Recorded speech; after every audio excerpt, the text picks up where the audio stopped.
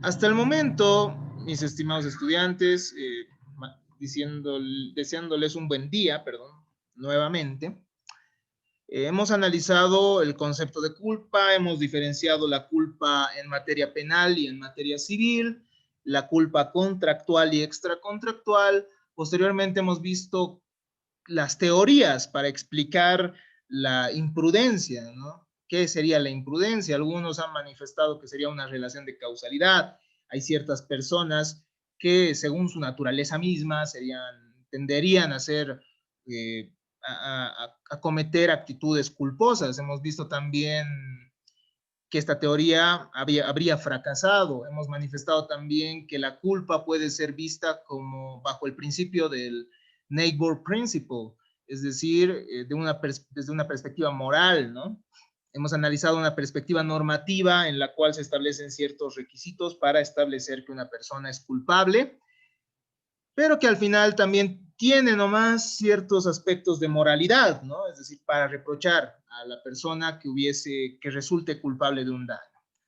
Y finalmente hemos visto cómo la teoría, al menos en el derecho anglosajón, ha realizado un análisis económico del derecho para establecer que alguien puede ser culpable asimilando el análisis concreto a análisis económico, ¿no? Sin embargo, tenemos que ahondar más en el tema de la diligencia, y la diligencia tiene ciertas características. En primer lugar, estimados estudiantes, en primer lugar, tenemos que considerar que existe un modelo y grado de diligencia, ¿ya? Para determinar si alguien termina siendo culpable o no, existen ciertos parámetros establecidos por la ley.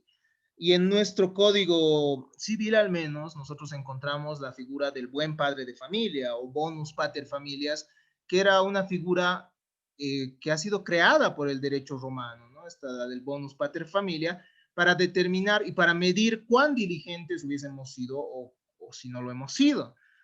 Es así que se puede distinguir entre culpa grave, culpa leve, culpa levísima. Eso ya lo vamos a ver en nuestra siguiente clase, pero en nuestro Código Civil simplemente se va a distinguir entre culpa grave y culpa leve muchas veces, ¿no? Culpa leve, aquella en la cual uno no hubiese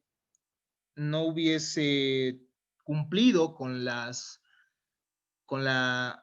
con el grado de diligencia de un buen padre de familia, es decir, de un hombre cuidadoso, de un hombre prudente, que no necesariamente es el hombre más cuidadoso de todos, pero que sí termina siendo un hombre razonable, ¿no? Está en un estándar medio, digámoslo así. Y bueno, tenemos la culpa grave que establece nuestro código, ¿no? Y que terminaría asemejándose incluso a una imprudencia extrema, ¿no?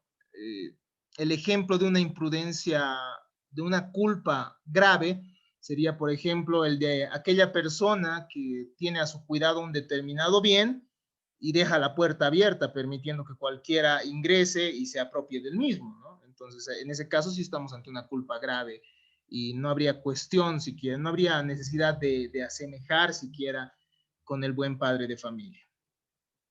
Tenemos, además del modelo y el grado de diligencia, ciertos elementos y factores que tienen que cumplirse en la diligencia y en caso contrario, es decir, en caso que no concurran estos factores de diligencia, sencillamente no estamos ante culpa. Para que, para que una persona termine siendo culpable, tendría que haber roto estos elementos. En primer lugar, la previsibilidad y la evitabilidad, en segundo lugar, ¿no? Previsibilidad y deber de prever los daños, y la evitabilidad y deber de prevención. Es decir, que toda persona tiene estos deberes, ¿no? Respecto a todas las personas, al menos bajo el principio genérico del neminem laedere, como les habíamos dicho, es decir, no se debe hacer daño a otros. Y para esto una persona común y corriente prevé que ciertos actos que pueda cometer resultan o no dañinos, ¿no? O sea, si es que es previsible que un acto es dañino y aún así lo hacemos, entonces sí estaríamos ante la culpa. Y si es que es evitable un determinado daño, después de ver obviamente si es que es posible y es evitable y no lo hemos hecho, entonces estaríamos también ante una conducta culposa. Pero vamos a revisar un poco más, ¿no? El modelo y grado de diligencia. Se debate sobre la manera en que debe realizarse el análisis de la diligencia. Es necesario comparar a las personas con un tipo abstracto, es decir, con un arquetipo, es decir, con un modelo con el cual podamos compararlo para decir si efectivamente esta persona ha sido culpable o no. O tiene que realizarse una consideración de las características del implicado, es decir, tenemos que compararlo con un modelo ideal para ver si se adecua al mismo o tenemos que analizar su caso concreto, el caso concreto de la persona, para, para ver si efectivamente a esta persona podría prever y podría, y podría evitar el daño, ¿no? Finalmente, nuestro código se inclina porque tenemos que comparar con un tipo abstracto, como les había dicho, ¿no? Para que una persona sea culpable en nuestro código, tiene que romper la diligencia de un buen padre de familia. Pero aún así vamos a analizar también la culpa en concreto, ¿no?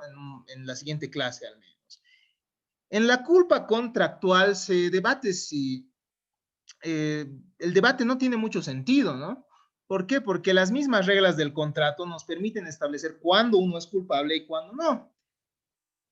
En el contrato, como les había manifestado, se establece de manera clara las obligaciones de cada uno. Entonces, de acuerdo a la actitud de cada uno, se puede ver si efectivamente esa persona hubiese actuado con diligencia o no, ¿no? Es más simple en materia contractual.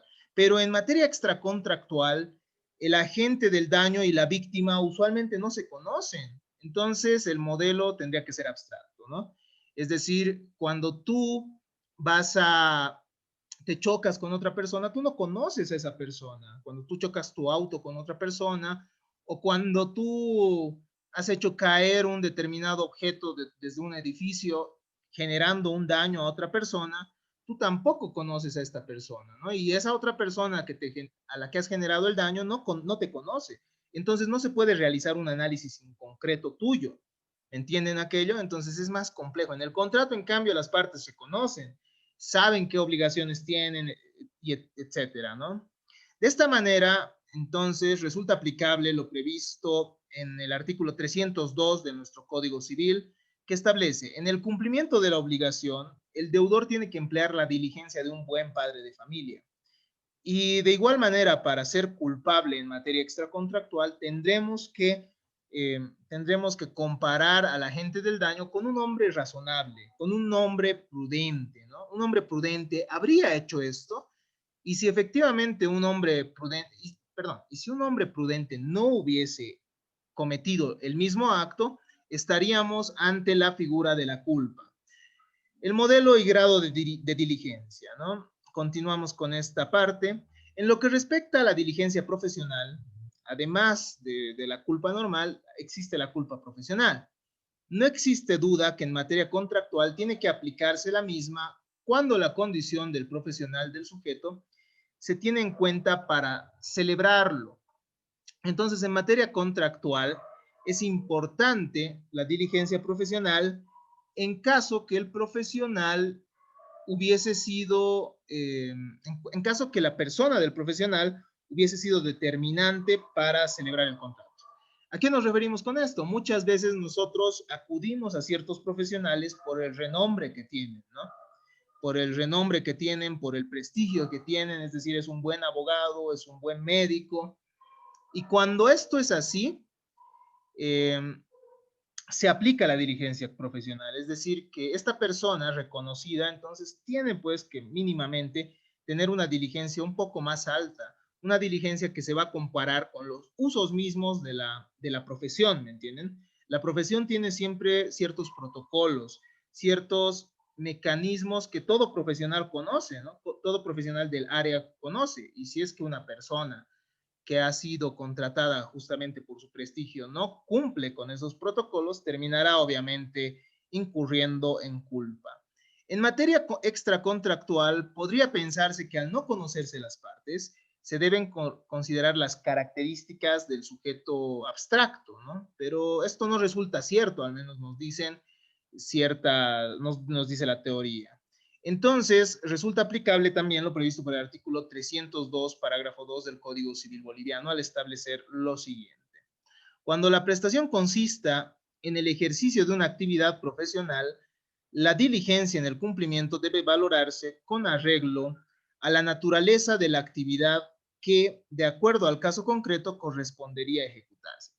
A ver, aclaramos estos aspectos. En materia contractual, evidentemente, ¿no? El profesional tiene que cumplir eh, con su actividad con arreglo a la naturaleza de su actividad misma. Su actividad tiene ciertos parámetros que debe cumplirse. Pero muchas veces nosotros vamos a estar ante situaciones de carácter extracontractual, ¿no? Es decir, en la que interviene un profesional. Ejemplo, un paramédico, ¿no? Es decir, uno no necesariamente va a celebrar un contrato con un paramédico que lo atienda después de un determinado accidente, ¿no? Sencillamente llega el paramédico y él tiene que cumplir con ciertos protocolos. Y si no ha cumplido con esos protocolos, puede incurrir también en culpa. ¿Por qué? Porque a este profesional paramédico se le tiene que aplicar esta culpa profesional. Es decir, este tiene ciertos deberes de cuidado conforme a su profesión. Espero que se comprenda esto, ¿no? La profesión tiene exigencias propias de la misma y cada profesional tiene pues que cumplir también con cierta diligencia según su profesión, según su actividad, ¿no? Continuemos entonces. Además tenemos ciertos elementos, ¿no? Como habíamos manifestado, dos elementos que se distinguen, los deberes de previsión y evitación. Los límites del caso fortuito se encontrarían en la imprevisibilidad e inevitabilidad. Es decir, que si la conducta era imprevisible, el hecho mismo era imprevisible e inevitable, ya estaríamos nosotros ante un caso fortuito, ya estaríamos ante una situación que se escapa de las manos del agente del daño, por lo cual él mismo no puede ser responsable de esto, es decir, no puede ser culpable en primer lugar, ¿no? Y al no ser culpable, ustedes saben que la culpabilidad es determinante de la responsabilidad civil subjetiva, ¿no ve? Es decir, que si el daño es imprevisible e inevitable, no existe culpa. Y esto es trascendente en la responsabilidad subjetiva, ¿no? Resulta válido también en materia extracontractual lo previsto por el artículo 345 de nuestro Código Civil cuando refiere lo siguiente. El resarcimiento solo comprende los daños previsibles o los que han podido preverse. Si el incumplimiento o retraso no se debe a dolo del deudor, ¿no? Si es que hubiese habido dolo, es diferente. Es decir, si alguien de verdad lo ha hecho con mala intención, ha generado el daño con la intención de hacerlo, con la intención de generarlo, es decir, con la intención de hacer un daño como tal, en ese caso se responden no solo por los daños previstos, sino también por algunos daños que pudieran resultar imprevistos, ¿no? Consecuencia del daño principal. Pero esto es más para materia contractual, de los daños imprevistos. Es así que se desprenden los deberes de previsión y evitación. ¿A qué se refieren cada uno? La previsibilidad y el deber de prever los daños es el primero. Cuando existe responsabilidad por culpa, solo se responde por los actos que han debido y han podido preverse, ¿ya? Uno puede ser responsable, pero el límite de su responsabilidad son los daños que él mismo puede prever. Si hay ciertos daños que no preveías, tú no puedes ser responsable de ello. Entonces, esto es importante también para delimitar hasta qué punto uno es responsable, ¿no? Si ustedes resultan siendo abogados de una persona que ha generado un daño, entonces ustedes tendrán que defender también el límite hasta el cual esta persona tiene que resarcir, ¿no? Uno no puede resarcir todo, ahora vamos a ver por qué. Entonces, la previsibilidad es una condición de la responsabilidad también. A su vez, la imprevisibilidad termina exonerando Y esto en los sistemas de responsabilidad subjetiva, no se olvide. Puede suceder que en un mismo caso una persona sea responsable de un daño X y por su previsibilidad, pero no así de un daño Y que emerge imprevisiblemente, ¿no? ¿A qué nos referimos?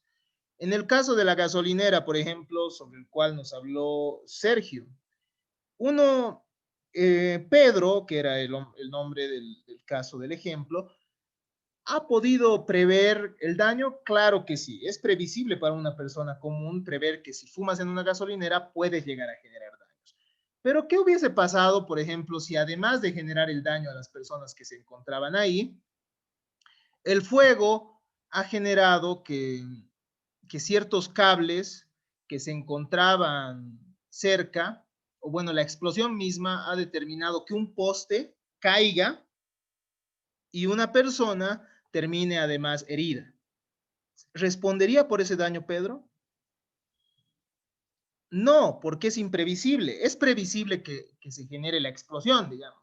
La explosión y que mueran las personas que están en la gasolinera, claro que sí. Pero que caiga un poste que está al frente, por ejemplo, no es previsible, ¿no? En este caso, tal vez la responsabilidad podría recaer sobre el municipio o la empresa de luz, según el caso, ¿no? Analizando ya el caso concreto. Lo que debe preverse es un tipo genérico de daño, entonces. Por eso se acude a una diligencia media, no es necesario acudirse al análisis concreto del daño. Es decir, no vamos a analizar el caso concreto y ver, bueno, cuánta gasolina había en la gasolinera, etcétera. No, simplemente lo que vamos a analizar es pensar si una persona razonable, es decir, un buen padre de familia, hubiese realizado la misma acción, ¿no? Y una persona prudente no hubiese fumado en una gasolinera, ¿no ve? De esa manera, entonces, podemos ver esto de la previsibilidad. Si el daño es previsible, surge un segundo deber, ¿no? Un deber de evitación, es decir, de un deber de evitación, es decir, si Pedro, en el ejemplo que hemos dado, ya había previsto, porque cualquier persona razonable prevé aquello, que, que el fuego puede generar una determinada explosión en una gasolina, entonces hay del deber de prevención, es decir, lo previenes como sencillamente dejando de cometer tal acto, ¿no? En el ejemplo que hemos dado. Sin embargo, el deber de prevención y evitación surge en el mismo momento. Eso es importante. El mismo momento que uno está ante un posible hecho dañoso, tiene estos deberes tanto de prevención como de evitación. Pueden consistir en informaciones para los posibles perjudicados, ¿no? Carteles en un suelo resbaladizo, también pueden implicar adoptar instalaciones especiales o aumento de personal para prevenir. Entonces, hay ciertas medidas que pueden evitar el daño, ya que uno ha previsto que puede estar el mismo, ¿no? Si uno está limpiando los pisos de un determinado baño, puede poner, por ejemplo, un aviso para evitar los daños de ciertas personas que estén caminando por el lugar, ¿no? Deben ser medidas adecuadas y no generadoras de otros riesgos, ¿no? Puede suceder que unas veces por prevenir el hecho nosotros generemos otros riesgos y la finalidad no es aquella. Tampoco deben imponer sacrificios especiales o extraordinarios para la persona o personas dedicadas a quienes deban prevenir el daño o costos extraordinarios en relación a la gravedad de los sucesos. Esto es muy parecido al análisis económico, ¿no? Es decir, no es necesario exceder los gastos de prevención, pero sí tendríamos que una persona diligente, una persona que no incurre en diligencia, mínimamente tiene que evitarlo con ciertas medidas, ¿no? Y esto obviamente, como ya les he manifestado, en casos concretos estará sujeto también a la discrecionalidad del juez, pero obviamente el juez no puede decidir de manera arbitraria, es decir, el juez tendrá que argumentar por qué una persona ha roto esto. Y también un abogado, ¿no? El momento en que defiende a una persona tendrá que decir el hecho era inevitable o no se podía prevenir, ¿no?